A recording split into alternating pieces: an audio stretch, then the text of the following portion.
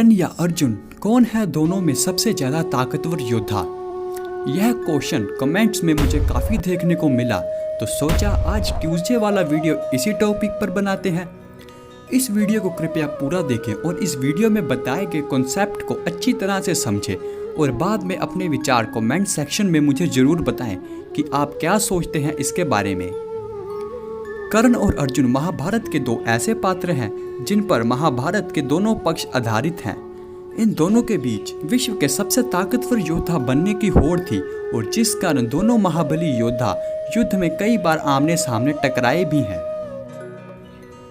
आप में से कई लोग अर्जुन को ताकतवर योद्धा मानते होंगे और कई लोग कर्ण को, और मैं आपकी इस सोच को सलाम करता हूं और आप अपनी सोच पर कायम रहिए, पर पहले मेरी इस वीडियो को पूरा जरूर देखिए।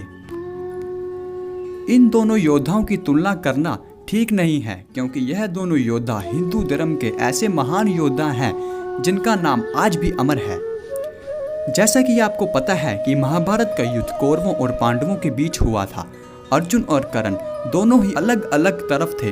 अर्जुन पांडवों के दूसरे भाई थे, इसलिए वह धर्म की तरफ थे। कर्ण का साथ दुर्योधन ने उन्हें सूत पुत्र से उठाकर अंग देश का राजा बनाया था और अपनी दोस्ती का मान रखते हुए वह कौरवों यानी अधर्म की तरफ थे।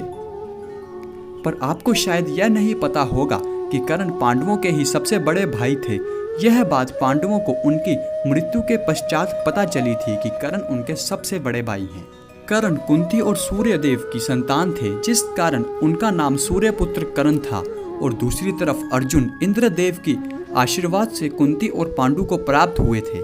अर्जुन को इस विश्व के सबसे ताकतवर और सर्वश्रेष्ठ गुरु द्रोणाचार्य ने शिक्षा दी थी, और बल्कि कर्ण ने धनुर्विद्या परशुराम जी से सीखी थी और वह एक बहुत ही काबिल योद्धा बन गए थे। अर्जुन ने राजघराने में जन्म लिया था, जिस कारण वह एक राजा थे।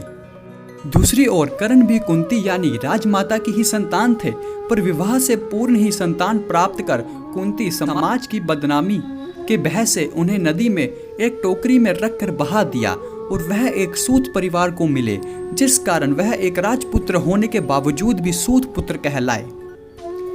कर्ण के पास जन्म से ही एक ऐसा कवच था जिस पर ब्रह्मांड का कोई भी शस्त्र वार नहीं कर पाता था, और दूसरी तरफ अर्जुन के पास ऐसा कोई कवच नहीं था। इंद्रदेव के षड्यंत्र के कारण ही कर्ण ने यह कवच इंद्रदेव को दान में दे दिया था, और जिस कारण वह महाभारत का युद्ध बिना कवच के लड़े थे। अर्जुन के पांडु पुत्र होने के कारण उनका बहुत सम्मान था, और दूसरी तरफ कर्ण एक ताकतवर योद्धा थे, पर वह एक सूत पुत्र कहलाते थे, जिस कारण कर्ण का कोई सम्मान नहीं था। अब बात करते हैं युद्ध की। अर्जुन और कर्ण दोनों ही युद्ध कला में बहुत ही ज्यादा माहिर थे, और आप में से कई लोग युद्ध के परिणाम देखकर किसी को ताकतवर तो किसी को कमजोर मान लेते होंगे। युद्ध हारने वाला इंसान भी एक काबिल योद्धा होता है, ये बात कभी मत भूलिएगा। युद्ध में अर्जुन के रथ पर साक्षात श्री कृष्ण सारथी के रूप में विराजमान थे और भगवान हनुमान एक ध्वजा के रूप में विराजमान थे, पर कर्ण के साथ देने के लिए कोई नहीं था, वह एक अकेला ही योद्धा थे।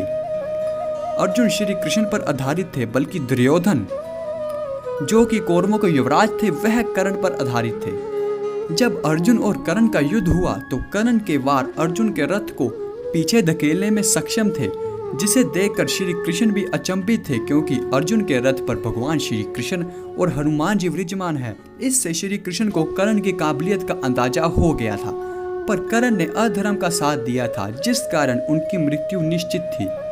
युद्ध के बीच ही श्री कृष्ण ने रथ को दलदल के बीच ले आए और कर्ण भी उनका पीछा करते उनके पीछा करते दलदल में आ गए। श्री कृष्ण एक अच्छे सारथी थे, और जिस कारण उन्होंने रथ को संभाला, और कर्ण को रथ संभालने के लिए बार बार नीचे उतरना पड़ रहा था और रथ का पहिया बार बार कीचड़ से बाहर निकालना पड़ रहा था।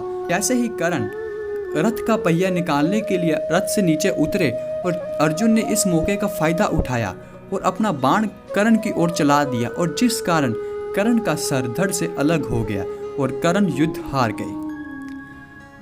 तो दोस्तों, यह था कर्ण और अर्जुन के बीच फुल कंपैरिजन। और अब आप अपने विचार मुझे कमेंट्स में जरूर बताएं कि आपको कर्ण और अर्जुन दोनों में से सबसे ज़्यादा ताकतवर कौन लगता है और किस कारण लगता है। अगर आपको यह वीडियो पसंद आया है तो इस वीडियो को लाइक जरूर करें और अपने दोस्तों को यह वीडियो जरूर सेंड करें।